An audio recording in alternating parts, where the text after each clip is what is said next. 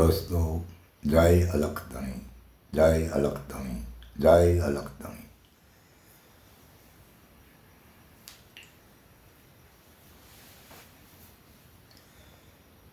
દોસ્તો, હરિગુરુ સંત મહાપુરુષોની વાત ખરેખર ગુપ્ત હોય છે. વાત ગુપ્ત હોય છે, વાતનો ભેદ એથી એ ગુપ્ત હોય છે. જ્યારે આપણે આ ગુપ્ત ભેદને ઉકેલવા માટે આ ગુપ્ત ભેદને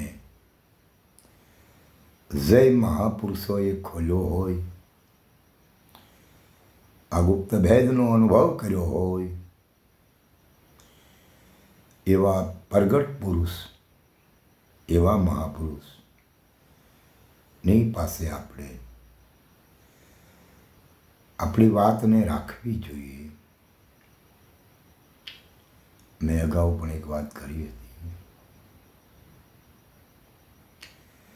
કે જ્યારે જ્યારે આપણે સત સમાગમની માલિકોર બેઠા હોય, કોઈ પણ મહાપુરુષોની મેદનીમાં, અને ત્યારે આ સંતોની વાણી અને સંતોની વાર્તાલાપ આપણે સાંભળતા હોઈએ, અને એમાં જ્યારે આપણને આટો ન ઉકલે,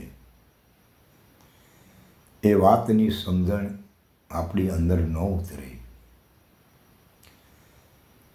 ત્યારે આપણને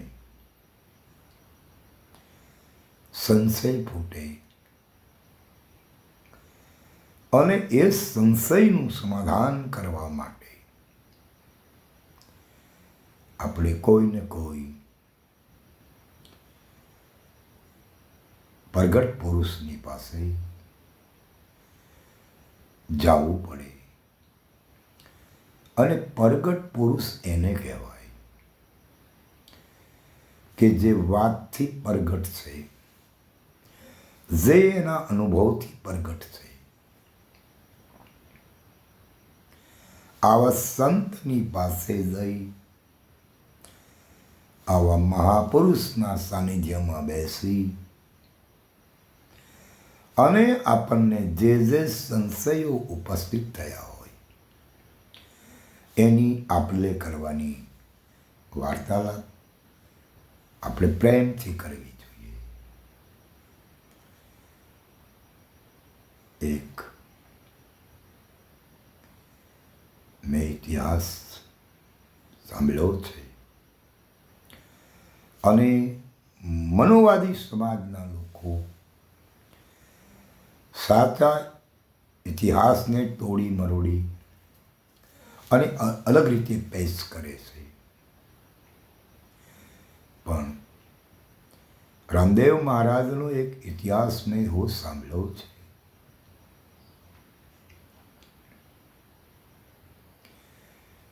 ડેરલી નગર, આજની મોરબી, જ્યાં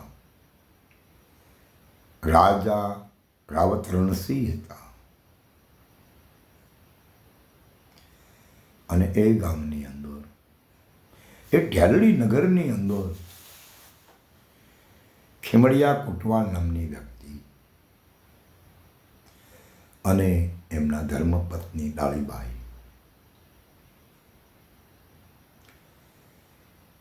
આ લોકો હરિગુરુ સંતની વાતો અને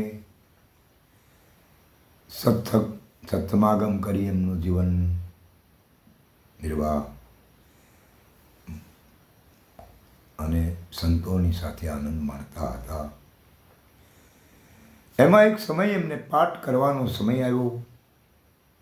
મેં જે સાંભળ્યું છે એ વાત કરું છું. અને પાઠનો વાયક લઈ અને ખીમડિયા કોટવાલ રામદેવજી મહારાજના ત્યાં જાય અને रामापीर ने कहे कि आपकी बीज हमारे डेरली नगर में अमारे आंगणे अमारे घरे संतोनी महापुरुषो पधारवाना छे अने अलखना नामनी ज्योत प्रगटावानी छे। एमां हूँ तमने आमंत्रण आपवा आव्यो छुं अने आप मारुं आमंत्रण स्वीकारो। मारुं आमंत्रण झीलो तो आपे आववुं अवश्य पड़शे। रामदेवजीए खेमड़िया कोटवालનું આમંત્રણને ઝીલે છે, સ્વીકારે છે અને સમય પછી આવે અને રામદેવજી ડેરલી નગર ખેમડિયા કોટવાલના ત્યાં જાય। બધા સંતો આવ્યા હોય, દરેક હરિભક્તો આવ્યા હોય। એમાં સાંજે જ્યારે પાઠની રચના કરવાની તૈયારી થાય ત્યારે જેટલા સજોડા આવ્યા હતા જતી સતી એ બધાએ નાહી ધોઈ સ્નાન કરી અને રૂમમાં દાખલ થઈ ગયા અને રામદેવજી મહારાજ પણ ગયા। પણ મેં એવું સાંભળ્યું છે કે રામદેવજી મહારાજ ગયા પછી જ્યોત પ્રગટ કરવાનો જ્યારે વારો આવે ત્યારે ત્યાં એ પાટે ગુરુ ઉગમસિંહ નામના મહાપુરુષ બેઠા હતા અને ગુરુ ઉગમસિંહ ખેમડિયા કોટવાલને આદેશ કરે છે કે હે ખેમડિયા, અહીંયા हाल कोई जो अधिकारी न हो तो एने बहार काढो। त्यारे खेमड़िया कोटवाले दृष्टि करी तो एक ज एवी व्यक्ति देखाणी के जे अधिकारी नथी अने ए बीजी कोई नहीं रामदेवजी। अने रामदेवजी ने कहेवामां आवे कि महाराज आपने बहार जवुं पड़शे। त्यारे रामदेवजी टकोर करे, केम भाई, आपे तो मने आग्रह करी, आमंत्रण आप्युं अने आपे कीधुं तुं आप आमंत्रण झेलो तो पधारवुं पड़शे अने हूँ आव्यो छुं। आपे आपेला आमंत्रणने मान आपीने हूँ आव्यो छुं अने तमे मने अत्यारे बहार जवानुं कहेवानुं कारण। अने त्यारे खेमड़िया कोटवाल कहे कि महाराज आम दृष्टि करो अने ए इशारो रामदेवजी समझी गया कि आ बधा डबल छे, बधा सजोड़ा छे, हूँ एक सिंगल छुं। अने मैं एवुं सांभळ्युं छे कि रामदेवजी महाराज यहाँ टकोर करीने कहीने गया कि खेमड़िया कोटवाल आवती बीजे हूँ चोक्कस आवीश અને હું સજોડા બનીને આવીશ।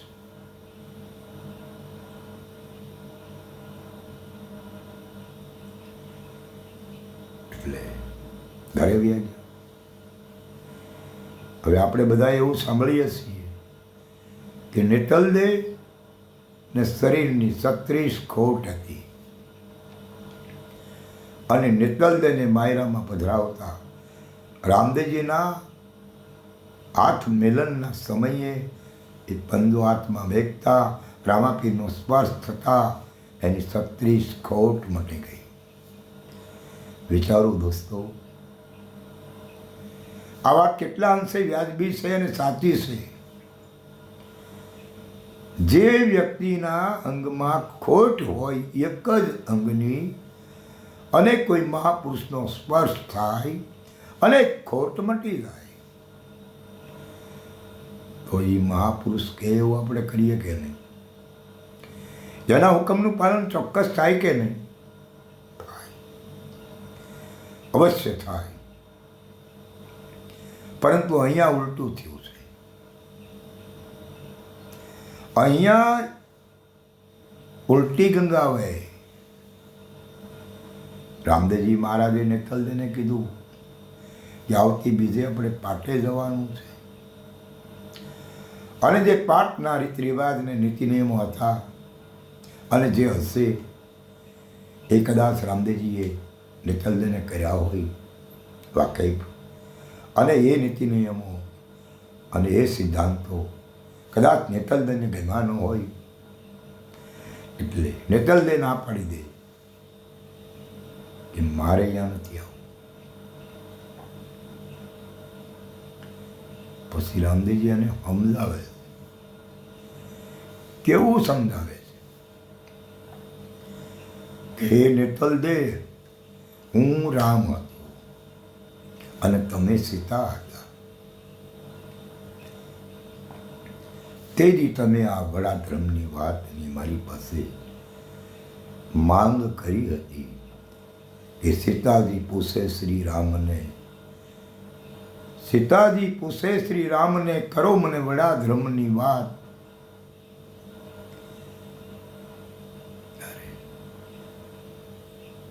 આ કાચો પારો જીરવો નો જાય લક્ષ્મણના બાંધવા. આ વાસણ છે છોટા, વસ્તુ છે મોટી, એ કાચો પારો જીરવો ન જાય. એટલે ત્યારે તમને મેં ના પાડી હતી કે હજી તમારા માટે સમય નથી. અરે જો સીતા વાતને નો ભરેલા હોત ને તો અગ્નિ પરીક્ષા આપે. ભલે વાત મનુવાદીઓની રામાયણમાં છે, પણ અહીંયા રામાપીરની વાણીમાં છે, એટલા માટે મેં એનો ઉપયોગ કર્યો છે. અને બીજે કડીમાં એવું કે પછી હું કૃષ્ણ બન્યો, તમે રૂક્ષ્મણી બન્યા, પણ ત્યારે તમે આ વાત માગી પણ મેં ન આપી. અરે એ વાત ખોટી, કારણ કે જો એ વાતને વરેલા ન હોત ને તો ગુરુ દુર્વાસાએ જ્યારે આદેશ કર્યો કે રથ જોડો અને ત્યાં ઘોડા નહીં પણ તમે બંને જણા જૂતો, એ રૂક્ષ્મણી જોતા ન હોત. અને અત્યારે એ નેતલદે, હું તમને કહું છું ના વાતે જાઉં છું, પણ રૂક્ષ્મણી નો નેતલદે નો હાલ્યા, ના પડી, મારે કંઈ સમજવું નથી. અને રામદેવજી નિરાશ થઈ ગયા. બીજે દિવસે વાછરું સરાવા જાય અને ત્યારે એને ડાળલ કહે, હે રામા, તારા નૂરમાં ખામી છે, તારા ચહેરા ઉપર આનંદની જે શોળો છૂટતી હોય એ આજ મને દેખાતી નથી. ત્યારે રામદેવજી કંઈક ભાઈ એ કંઈ છે નહીં એવું, પણ કે કંઈક છે, હે રામા વાત કરીને તો એનો રસ્તો નીકળે. અને એમ કહેવાય છે કે ત્યારે નેતલદેની સામે વાત જે કરી હતી, નેતલદે જે વાતમાં સંમત ન થયા, એ જ વાત ડાળલની સામે કરવામાં આવે અને ડાળલ એ વાતમાં સંમત થઈ જાય. ટૂંકમાં નેતલદેની જગ્યાએ રામદેવજી મહારાજ ડાળલને લઈ અને પાટે જાય. આ અલખનો પાઠ, અલખની ધોત, એ ધોત પાઠને હારે ગુરુ ઉગમસિંહના ચરણે સિદ્ધ રામદેવ થયા છે. પણ મનુવાદીઓની વિચારધારાએ અને બાળીના ચરણે બોલાવે છે. જે સિદ્ધ પુરુષ થયા છે એ વાત ઉગમસિંહ મહારાજની છે. અને એ વાતને વેરા પછી જ્યારે આ દુનિયામાં રામદેવજી નામનું અસ્તિત્વ નહોતું ને તે દી આ પાઠ હતો, અને પાઠ અલખના નામનો.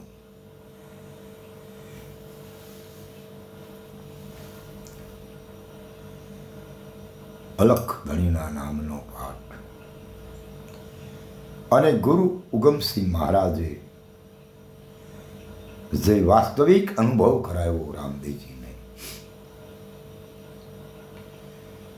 જે પોતાનો અનુભવ કરાયો, નિજાર પદની વાસ્તવિકતા સમજાવી.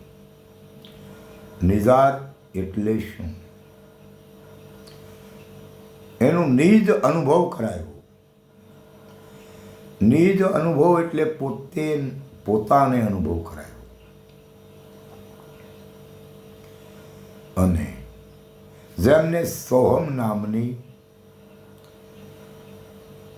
અનુભૂતિ કરી, સોહમને સિદ્ધ કર્યો, પછી રામદેવજી પીર કહાવે. અને એ જ રામદેવજી મહારાજ પાટે જ્યારે પંડિત બનીને બેસે, ગુરુ બનીને બેસે અને જ્યોત અલખના નામની પ્રગટાવે, ત્યારે આપણે એવું કહીએ છીએ, એક વાત છે કે રામદેવજી મહારાજ જળના ચાટણા ચાટી અને એ અખંડ જ્યોતને પ્રગટાવતા હતા. તો અહીંયા આપણને વિચાર આવે કે જો જ્યોત અખંડ હોય, આ દીવા માયેલી કોડિયામાં રહેલી વાટ, અને એ જ્યોત જો અખંડ હોય તો એને પ્રગટાવવાની ક્યાં વાત રહી? પણ વાત આ દીવા માયેલા કોડિયાની નહીં હોય, વાત આ પ્રગટ જે પ્રકાશવાળી દીવામાંથી જે જ્યોતને બનાવવામાં આવે ને કરે દીવાસળીથી, કે ઓલું